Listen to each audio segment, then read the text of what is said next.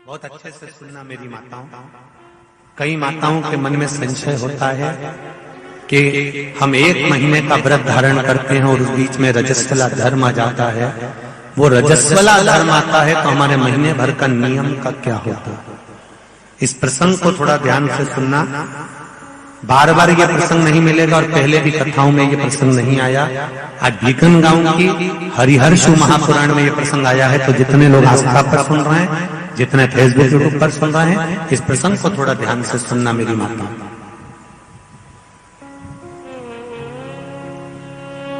बहू ने अपने ससुर से कहा, पिताजी मैं कार्तिक के महीने के स्नान का नियम तो ले लेती हूँ। मैं कार्तिक के महीने, कोई माता कार्तिक के स्नान का नियम लेती हैं, कोई माघ महीने का स्नान का नियम लेती हैं, कोई चैत्र महीने के स्नान का नियम लेती हैं, कोई फागुन का लेती हैं, कोई बैसाख महीने के स्नान का नियम लेती हैं। कई माताओं की आदत रहती है, कई पुरुषों की आदत रहती है कि मैं 1 महीने तक कार्तिक का स्नान करूंगी।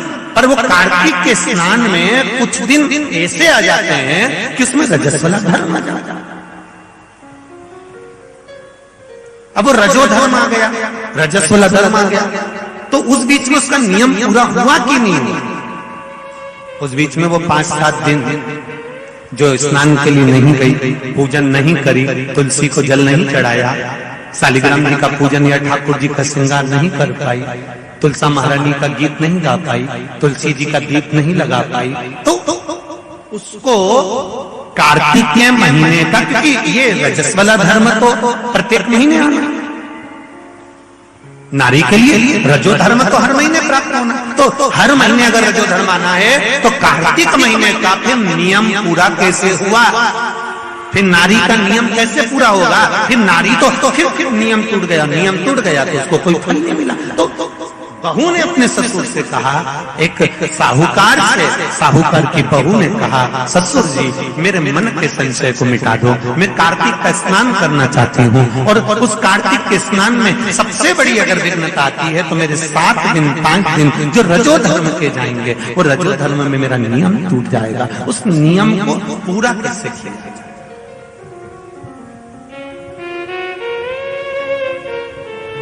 वो नियम पूरा कैसे होगा? कार्तिक के महीने का स्नान करने वाले जरा ध्यान देंगे, चाहे बैसाख का स्नान करें, चाहे माघ का स्नान करें, मेरी माताओं का रजो धर्म 7 दिन 1 महीने के अंदर आ ही जाता, और आया तो वो नियम टूटा। उस नियम को पूर्ण कैसे करा जाए? कहा,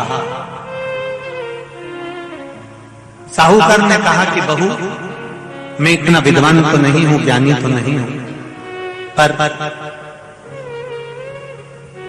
मैं मेरे गुरु से इस बात को स्मरण कर आऊंगा। अब बहू को कार्तिक का महीना आ रहा है, कार्तिक के महीने का उसको इंतजार था, वो इंतजार में बैठी है। मात्र कार्तिक आने में 8 दिन बचे थे। अब देखिएगा जरा, आप में और बहू में क्या अंतर है। कार्तिक के महीने आने में 8 दिन बचते हैं तो आप पुताई चालू कर देते हो। बोलो सही है कि गलत है? कार्तिक आने में, दिवाली आने में जब 8-15 दिन रहते हैं तब तुम पुताई चालू कर देती हो, सफाई चालू कर देती हो, ये काम चालू कर देती हो, वो काम चालू कर देती हो। सारे काम तुम्हारे कार्तिक का महीना आने के समय पर चालू हो जाता है। और बहू सफाई नहीं पूछ रही, साफ सफाई पर ध्यान दे रही है, पर ऐसा नहीं कि साफ सफाई नहीं कर रही, पर उसका ध्यान वही कार्तिक के महीने के स्नान में लगा हुआ है। आज बहू 8 दिन बचे और बहू का भोजन छूट गया, उसका भोजन नहीं, भाई मिला अंदर जाए। किसी चीज को पाने की जब तमन्ना होती है ना, तो खाना पीना छूट जाता है। ये नागेश्वर मंदिर महिला मंडल से पूछ लेना। बहू की नींद चली गई, उसको भोजन नहीं भागा, नींद गई, भोजन भाया, बड़ी दुखी। साहूकार को कोई मिला चाहे ना मिला, इस बहू की आंख का अश्रु तुलसी के क्यारे के पास गिर गया। तुलसी के क्यारे के पास आंसू गिरा, अश्रु गिरा। महाराज अब बहू की आंख का अश्रु झलका, तुलसा महारानी की कुछ कृपा, देवर्षि नारद ने एक साधु का रूप धारण कर, साधु का रूप धारण करता देवर्षि नारद जिस मार्ग से साहूकार जा रहा था उसी मार्ग पर एक वृक्ष के नीचे जाकर बैठ गए। वृक्ष के नीचे बैठे और बैठते ही साहूकार ने देखा कि बहुत पहुंचे हुए बाबा लग रहे हैं, चंदन का तिलक लगा है, कंधे पर यज्ञोपवीत पड़ा हुआ है, बड़ी बड़ी जटा जूट है, मुख पर कुछ तेज पुंज है, बड़ा प्रकाश दिख रहा है, रुद्राक्ष की गले में माला पड़ी हुई है, हाथ में तुलसी की माला धरी हुई है। और साहूकार ने जाकर हाथ जोड़कर निवेदन करा, बाबा जी, ओ बाबा जी, मेरे मन के संशय को मिटा दीजिए। बाबा जी ने पूछा, क्या बात है बाबा? साहूकार जी बोले, मेरे बहू के मन का संशय है। नारी जब कार्तिक के महीने का स्नान करती है, या माघ महीने का स्नान करती है, या वैशाख महीने का स्नान करती है, या चैत्र महीने का स्नान करती है, नारी जब पूर्ण एक महीने का स्नान करती है तो बीच में जो रजस्वला धर्म आ जाता है, नारी 5 दिन 7 दिन जो काम नहीं कर पाती है, वो रजो धर्म के समय पर, रजस्वला धर्म के समय पर उसका 1 महीने का नियम खंडित हो जाता है। तो वो खंडित हुआ नियम पूर्ण कैसे हो, उसका वर्णन आप मुझे बता दीजिए। वो नियम मुझे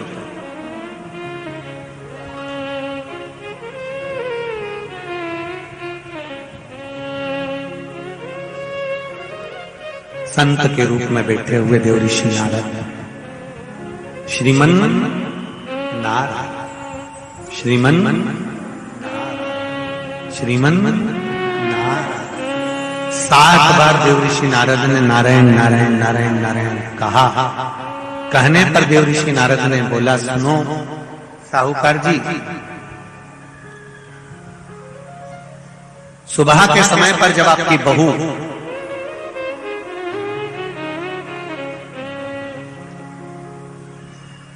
मंदिर की ओर जाए तो उसको इस मार्ग की ओर लेकर आना।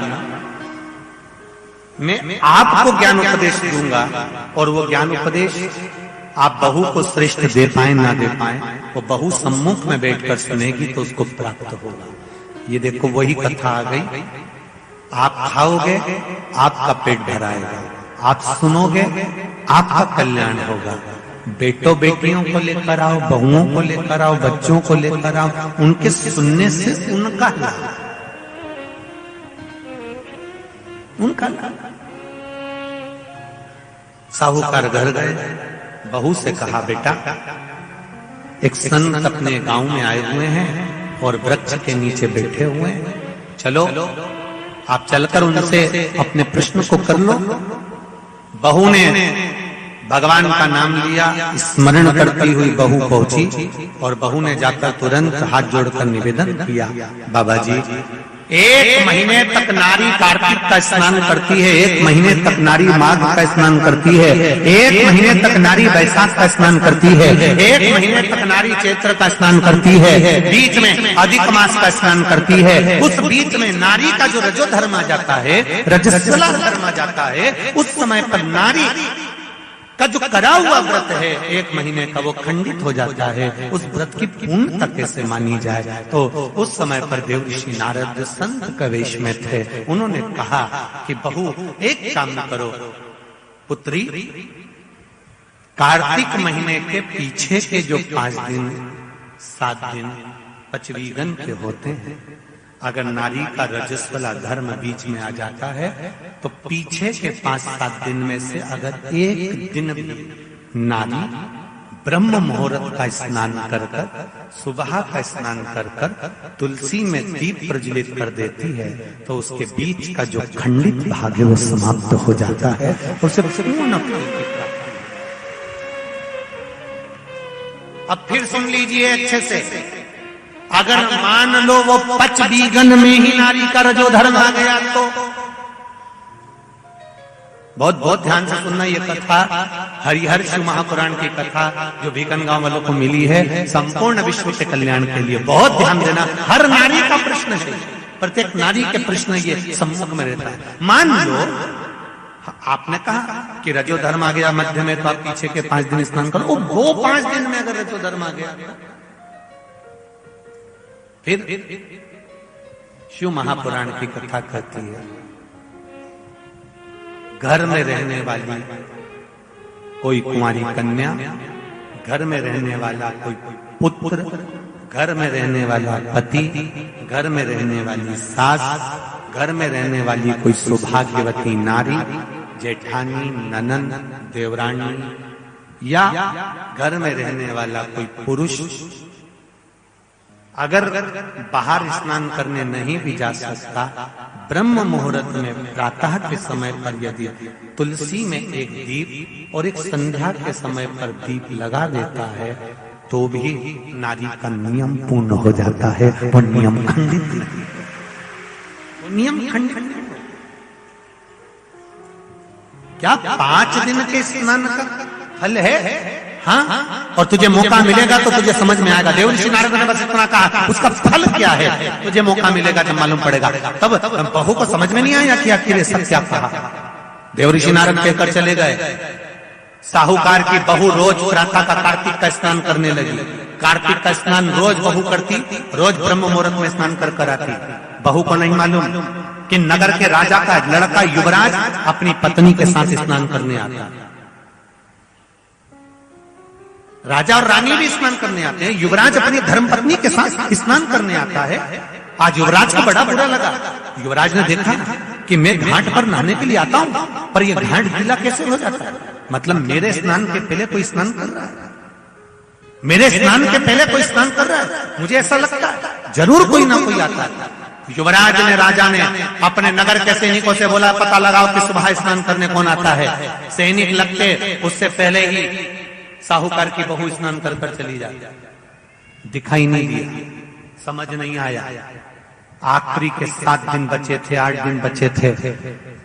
राजा के दूत ने फिर युवराज ने कहा, मुझे पता लगा कर बताओ फिर मेरे स्नान से पहले कौन स्नान करता है, घाट को गीला कौन कर देता है। क्रोध में आकर कहा, मालूम नहीं पड़ पाया। एक दिन रानी को, इस साहूकार की बहू को मालूम पड़ा कि युवराज मेरा पता कर रहा है, मेरा पीछा कर रहा है। तो बहू ने तुरंत सुबह जल्दी स्नान करा और भागी। भागते समय उसके गले की माला और पांव की एक मोजड़ी छूट गई। माला और मोजड़ी छूट गई। माला मोजड़ी छूटी, चली। राजा को वो माला मोजड़ी मिल गई। उसने मन में विचार करा, मोजड़ी इतनी सुंदर, माला इतनी सुंदर, तो जो इसको पहनती होगी वो कितनी सुंदर होगी। राजा ने अपने दूतों से कहा, जाओ, जिसकी ये मोजड़ी और माला है इतनी सुंदर है तो वह नारी कितनी सुंदर होगी, उसको 5 रात्रि मेरे पास में लेकर आ। उसको मैं 5 रात्रि अपने यहां रखूंगा। शब्द सुना, खबर पूरे गांव में लग गई। साहूकार की बहू के कानों में भी शब्द पहुंच गया। कार्तिक का महीना चल रहा था तो बहू ने भी कह दिया, मैं राजा के यहां पर 5 रात्रि रहने को तैयार हूं, पर शर्त मेरी एक है,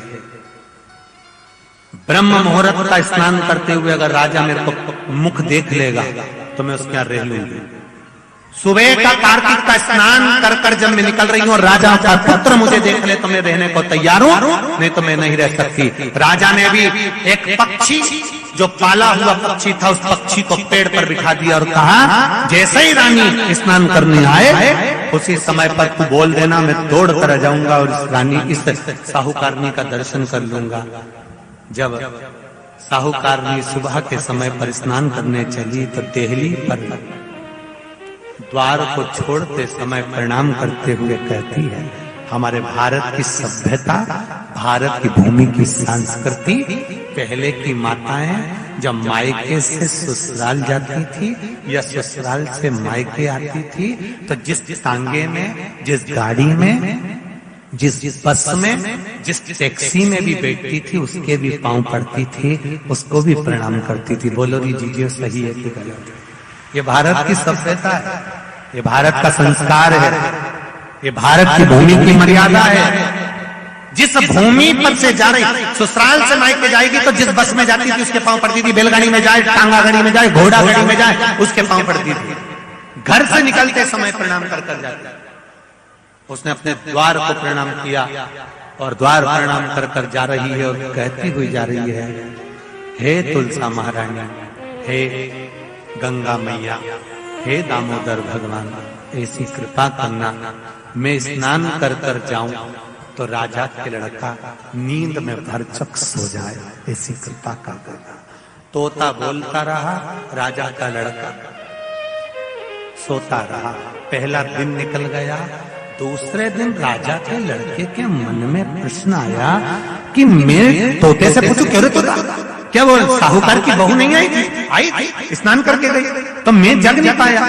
उसने विचार करा, कुछ ऐसा काम करता हूं, पुड़िया में लेकर बैठ गया मिर्ची, रात्रि को डाल ली आंख में, रात भर नींद नहीं आएगी। साहूकार ने फिर चली, द्वार को छोड़कर प्रणाम करा, दरवाजे को प्रणाम कर कर, द्वार को पूजन कर कर, जब प्रणाम कर कर चली तो निवेदन कर कर चली, हे द्वार देवता, राजा के लड़के को सुला देना। तो ये स्कंद पुराण की बात शिव महापुराण में भी लिखी गई। पशुपति व्रत में एक नियम है, जब मंदिर में दिया लगाकर जाते हो तो घर के दरवाजे के राइट सीधे हाथ पर दिया लगाते हो। बोलो सही है? सीधे हाथ पे दिया लगाने का महत्व क्यों है? क्योंकि हम मंदिर से चलकर जब आते हैं, अपने घर के सीधे हाथ की ओर जब दिया लगाते हैं तो भगवान से निवेदन करते हैं कि मेरा ये द्वार है और आपके भरोसे पर है, आपको संभालना। दूसरे दिन उसने मिर्ची डाली राजकुमार ने, तो भी उसकी नींद लग गई। तीसरे दिन उसने अपने शरीर पर कट लगा लिया, किसकी जलन होगी तो नींद नहीं आएगी, मालूम पड़े तो भी नींद आ गई। चौथे दिन उसने आगी जलाकर बैठ गया तो भी नींद आ गई। पांचवें दिन भी उसको नींद आ गई। 5 दिन तक उस साहूकारनी का मुख नहीं दिखा। राजकुमार घर चले गया, गुस्से में लाल हो गया, शरीर में कोई रोग हो गया, शरीर कोड़ी हो गया, टपकने लगा, खाल गलकर गिरने लगी। राजा को चिंता लग गई, मेरा इकलौता लड़का, और उसकी शरीर की काया बिगड़ गई, उसकी काया समाप्त हो। साहूकार की बहू को नहीं मालूम, साहूकार की बहू तो अपनी भक्ति में, अपने स्मरण में, अपने आनंद में लगी हुई थी, उसको मतलब नहीं, वो तो अपनी अलमस्तता में, अपनी मस्ती में लगी, अपने भजन में। 5 दिन जो मिले हैं भगवान की भक्ति के, उसमें डूबी हुई है, उसे कोई मतलब। तुलसा जी का आराधना करे, तुलसी जी का पूजन करे, तुलसी जी का स्मरण करे।